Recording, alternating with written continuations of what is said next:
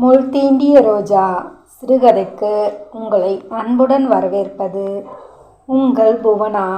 வாங்க கதைக்குள்ளே போகலாம்.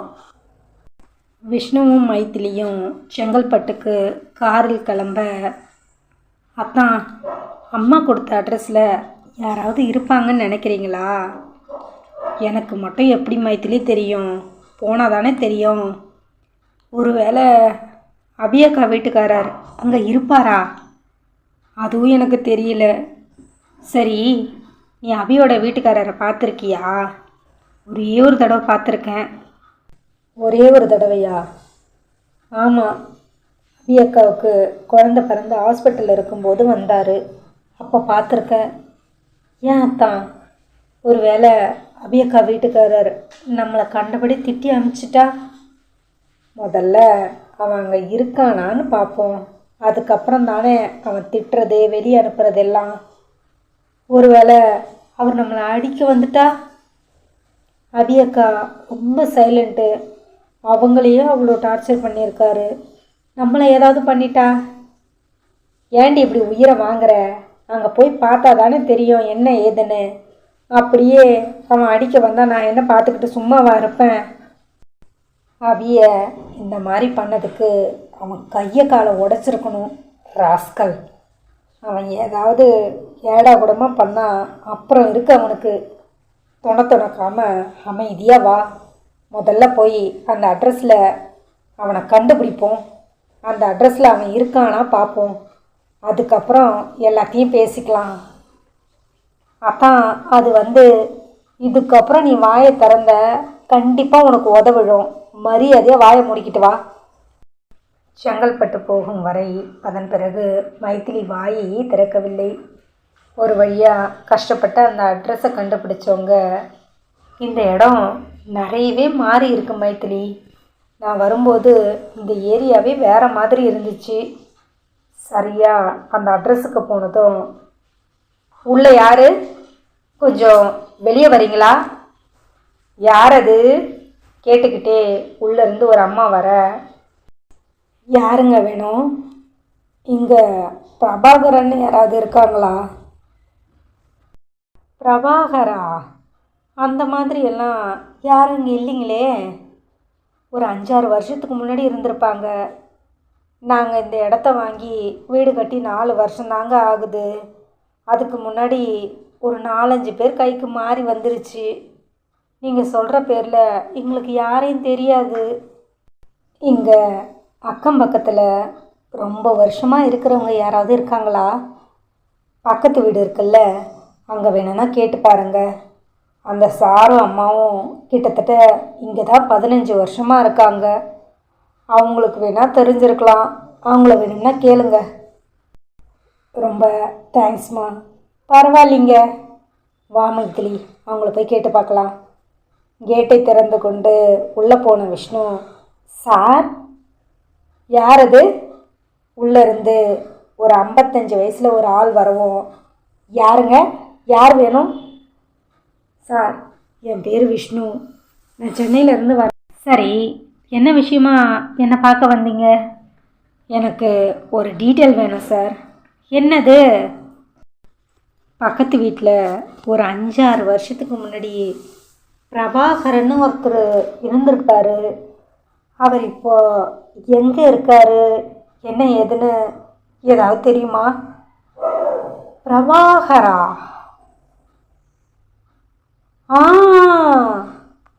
ஒரு 2 பசங்க இருந்தானுங்களே. 2 பசங்களா? ஆமாம், அதில் ஒருத்தனுக்கு கல்யாணமாகி ஒரு பெரிய பணக்கார வீட்டு பொண்ணுன்னு நினைக்கிறேன். அந்த பொண்ணை கல்யாணம் பண்ணி கூட்டிகிட்டு வந்து ஒரு 2 மாதம்தான் இருந்தான். அப்புறம் அந்த பொண்ணு நல்ல வசதியான பொண்ணுப்பா. ரொம்ப நல்ல பொண்ணும் கூட. அந்த பையனும் ரொம்ப தங்கமான பையன்தான். யார்கிட்டையும் தேவையில்லாமல் பேச மாட்டான். அவன் உண்டு, அவன் வேலை உண்டுன்னு இருக்கிறவன். அப்புறம் என்னாச்சு ஏதாச்சுன்னே தெரியல. அந்த பொண்ணு மாசமாக இருந்துச்சு. நானும் என் பொண்டாட்டியும் தான் அந்த பொண்ணை நல்லபடியாக பார்த்துக்கிட்டோம். ஒரு நாள் அந்த பொண்ணை பார்க்க ஒரு பையன் வந்தான். சொந்தக்கார பையன்னு நினைக்கிறேன். அந்த பொண்ணு இங்கே வந்ததுலேருந்து அந்த பொண்ணை பார்க்க யாருமே வந்ததில்லை. முதல்ல வந்ததே அந்த பையன்தான்.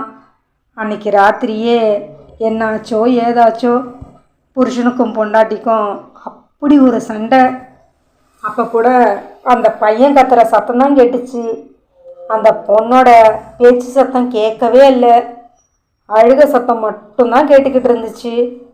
அப்புறம் மறுநாள் காலையில் அந்த பொண்ணு யாருக்கிட்டையும் சொல்லாமல் கிளம்பி ஊருக்கு போயிடுச்சு. அதுக்கப்புறம் அந்த பையன் ஒரு 6-7 மாதம் இங்கே இருந்தான். அப்புறம் அவனோட ஃப்ரெண்டு வந்து அவனை கூட்டிக்கிட்டு போயிட்டான். அதுக்கப்புறம் அவன் திரும்பி இங்கே வரவே இல்லையா? வரவே இல்லை தம்பி. எங்கே போனானே தெரியல. வேறு ஏதாவது அவனோட அட்ரஸ் அதெல்லாம் எதுவுமே கொடுக்கல தம்பி.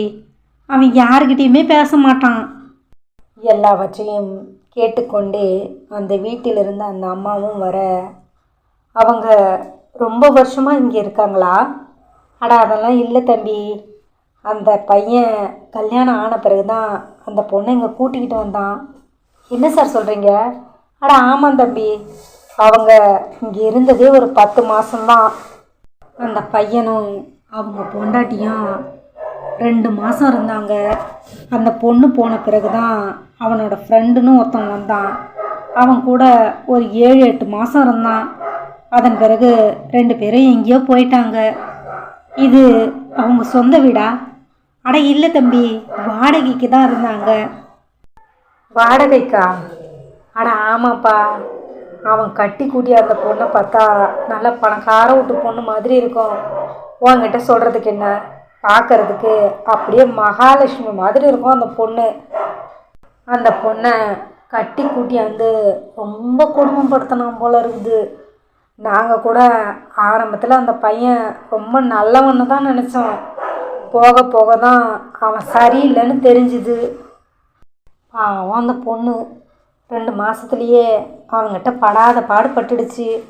நானும் இவரும் தான் அவன் இல்லாத நேரத்தில் அந்த பொண்ணுக்கு ஏதாவது சின்ன சின்ன ஹெல்ப் பண்ணுவோம். அதுவும் ஒரு நாள் அவனுக்கு தெரிஞ்சு பெரிய பிரச்சனையாயிடுச்சு. அதிலிருந்து நாங்கள் போகிறதே இல்லை. அப்புறம் அந்த பொண்ணு மாசமாக இருக்குதுன்னு தெரிஞ்சு ஒரு நாள் போய் அந்த பொண்ணுக்கு சாப்பாடெல்லாம் செஞ்சு கொடுத்துட்டு வந்தேன். அன்றைக்கி ராத்திரி தான் யாரோ அவங்க வீட்டுக்கு வந்தாங்கன்னு சொல்லி பிரச்சனை பண்ணி மறுநாளே அந்த பொண்ணு வீட்டுக்கு போயிடுச்சு. அதுக்கப்புறம் நாங்கள் அதை பார்க்கவே இல்லை. அப்புறம் ஃப்ரெண்டுன்னு சொல்லி ஒருத்தன் கூட இருந்தான். அதுக்கப்புறம் எங்கே போனாங்களோ. இப்போ வரைக்கும் நாங்கள் அந்த பொண்ணையும் பார்க்கல, அவனுங்களையும் பார்க்கல. ஆமாம், நீங்கள் யார்? எதுக்கு இதெல்லாம் கேட்குறீங்க? நாங்கள் அந்த பொண்ணுக்கு வேண்டப்பட்டவங்கம்மா. அன்னைக்கு அவங்க வீட்டுக்கு ஒரு பையன் வந்தான்னு சொன்னீங்கல்ல, அந்த பையன் நான் தான். அந்த பொண்ணு என் சொந்த மாமா பொண்ணு, இவளோட கூட பிறந்த அக்கா. அடக்கடவுளே, சொந்த மாமா பொண்ணை பார்க்க வந்ததுக்கா அவன் அவ்வளோ பிரச்சனை பண்ணா? சரிம்மா, அவன் கூட இன்னொருத்தன் இருந்தான்னு சொன்னீங்கல்ல, அவன் பேர் ஏதாவது தெரியுமா? இல்லைப்பா, அது எனக்கு தெரியாது. அந்த பொண்ணு போன பிறகு நான் அவங்க கூட பேச்சுவார்த்தையே வச்சுக்கிறது இல்லை. சரி, அந்த பொண்ணு எப்படி இருக்கு? நல்லா இருக்கம்மா. அந்த பொண்ணை பார்த்துக்கோங்க. பாவம் அப்புறாணி, வாயில்லாத பூச்சி. அந்த பொண்ணுக்கு குழந்தை பிறந்துருச்சா? பையனா பொண்ணா? பையம்மா, நல்லா தான் இருக்கான். அந்த புள்ளைய நல்லபடியாக பார்த்துக்கோங்கப்பா. சரிங்கம்மா, ரொம்ப தேங்க்ஸ், நாங்கள் வரோம். என்னத்தா இவங்க சொல்கிறதெல்லாம் வச்சு பார்க்கும்போது பர்பஸாக அந்த ஆள் அக்காவை டார்ச்சர் பண்ணணுன்னே இந்த மாதிரி ஏரியாவுக்கு கூட்டிக்கிட்டு வந்திருப்பார் போல இருக்கு. எனக்கு என்னவோ அந்த ஆள் சரியில்லைன்னு தோணுது. இதை பாரு மைதிலி, யார் சொல்கிறத வச்சோ எந்த முடிவுக்கும் வரக்கூடாது. இப்போதைக்கு அவனை பற்றி எந்த டீட்டெயிலும் தெரில. அதுக்காக இதை அப்படியே விட்டுற முடியாது. அவனோட ஃபோட்டோ ஏதாவது அபிக்கிட்ட இருக்கா? இல்லையே, இருந்திருந்தா நான் எப்போவோ வாங்கி கொடுத்துருப்பேனே. சரி வா, முதல்ல போய் நம்ம இந்த விஷயத்த அத்தைக்கிட்ட சொல்லுவோம். மைதிலியும் விஷ்ணுவும் திரும்பவும் சென்னைக்கு வந்துக்கிட்டு இருந்தாங்க.